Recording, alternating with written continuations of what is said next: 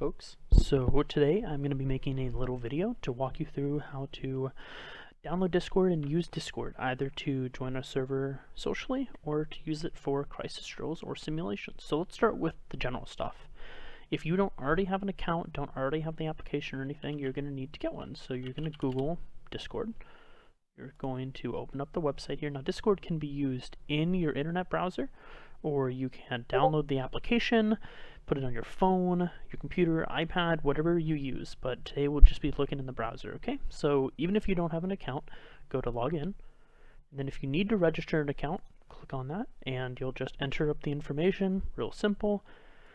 I already have an account set up today, so I'm gonna log in. Congrats, you all now have my personal email. Feel free to contact me if you want. So, okay, this is my Discord. I'm not in any servers yet. I have no friends yet. If I ever make friends on this platform and direct message them, it will show up here in this little home button in the upper left. But what I want to do today is join the SCS Discord. So I'm going to click on this Add a Server button. I don't want to create my own. I'm going to skip all the tips. So I'm going to add server. And I already have an invite because you all got the invite. So you're going to join server. And this is going to come to you in an email, but I just have it saved here. So I'm going to copy this whole link here. And I'm going to put it in here and join the server. Oh, look at that. Here we are. So you all have this big welcome menu with a lot of stuff here. And I'll let you read it on your own time because I don't want this video to be long. But the big thing that you need to know is that in order to get verified on the server, you're going to come to this verification channel.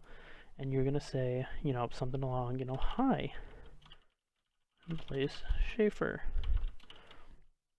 I heard about SCS at the org fair. And this is just so that we can make sure, we don't have trolls or people getting into the server, just to make sure that we know who's around and whatnot. So then I'd say that. And then someone's going to come through and see that someone said that.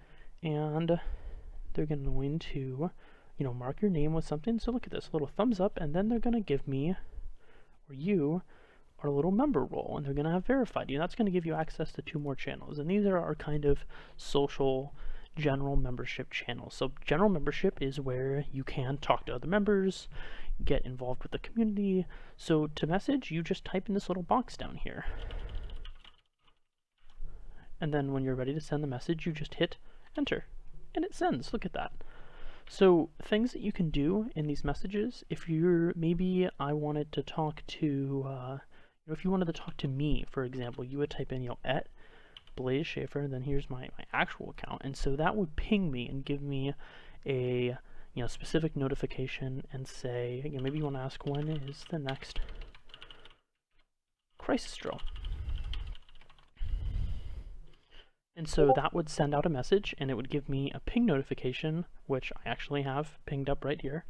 And so for a lot of people who don't want to get a notification every time anyone texts in this channel, you can actually go to the server right here, right-click it, go to your notification settings, and change it to only at mention. So you'll only get mentioned if you get a ping, if someone is specifically trying to find you. So then, done. That way, every time someone sends you a message, you don't get that message. A couple other things that you can do in Discord that are kind of important for your general is if you mouse over something, you can go over here to this little button and add a reaction.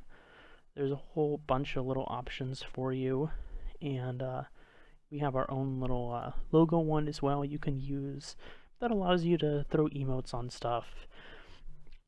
If you ever want to send a direct message to someone, go over to the right panel here, and you can click on their name, and you can go down to this little box here and say, hello Blaze, and that will take you back to this little menu up here, and it will make a direct message. So this is just a text between, well, right now, myself and I, but it could be a message between you and other members, you and members of the executive board, anything of that sort.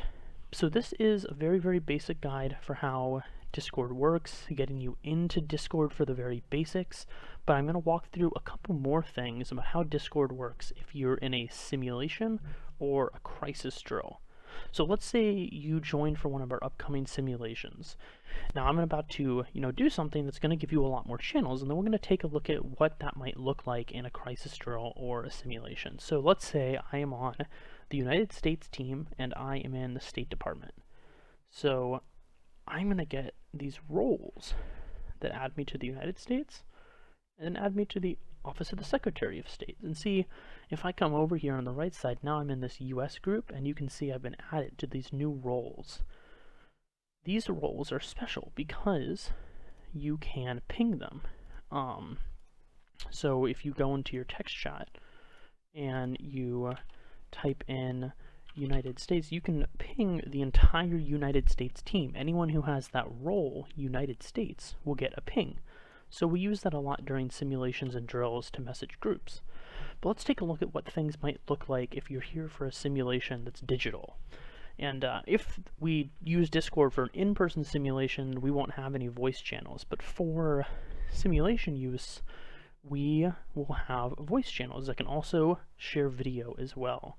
So what that looks like is you have a number of things that are going on, and every simulation will look a little bit different, but this is kind of a basic rundown of what it might look around. So you'll have this kind of general section, which has announcements that get sent out by the control team, a place for different offices to request different meetings with people, and then you'll have a whole bunch of meeting rooms, and everyone can see those channels. But then what you have for each individual office, so let's say you have a State Department team, a U.S. Defense Department team, maybe a Health and Human Services Department, and each of those teams have their own private offices that only they can see. So technically, there's a bunch of stuff going on down here, but you can't see it. Only the other offices can. So you have your own private channels where only you and the control team can interact with each other. And so you can use this control request channel to reach out to control, say, hey, can I meet with a representative of the control team United Nations, or a country that isn't represented by a different player team? And you can use that to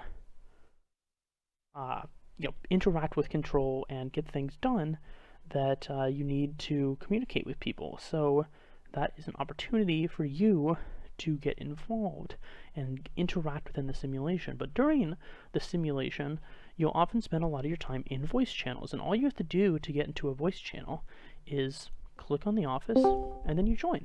Here you go. So you'll need to give, if you're in your browser, give it access to your microphone, and look, you'll see my little voice pop up here when you are speaking. And there's a couple things you can do while you're in a voice channel. So you can mute your microphone. If you ever need to, for any reason, you can deafen and not be able to hear anything. But most importantly, and we really will encourage everyone to do this, is turn on your camera. And you'll need to give access to it. And then, oh, hi, that's me. So one big thing about using the camera is that every time you go into a new channel, unfortunately, you'll have to turn the camera on again. It's a Discord feature that we can't get around, but we're really going to encourage you to do that during drills and simulations, because that face-to-face interaction is a huge part of it. So for example, if I switch over to meeting room 2, it's going to turn my camera off, and it's just going to show my logo here. So I'm going to have to click video again, and it's going to turn right on. It's going to be real quick. No loading time or anything. So you're able to switch around real easily like that. So that's the bare minimum of what you can do with Discord. There are a lot of more functions, and if there's ever anything specific in a simulation or a drill that needs to be covered, then that will be covered during the briefings.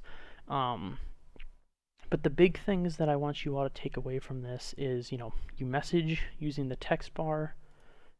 If you ever need to ping people, let's say you're in a simulation and you need to ping the control team, you can @ control team, and that will ping the entire control team for them to come help you with your request and get what you need done. But most importantly is that every simulation or drill will have a tech support channel. It will be in the sample simulation channel area, and that's where you'll be able to go and ask questions if you ever need any help with the Discord functionality, whether it is for general purpose or, most importantly, if you need help during a simulation or a drill that's being run on Discord. So thank you all for relaxing and, getting into this as we continue to test Discord for our general uses. And remember that the lineup of channels could always change a little bit, but this guide I hopefully think is kind of a good overview that helps you out with the basics, and you can adapt that to whatever you might need. So thank you, have a great day, and I hope to see you at SCS events in the future.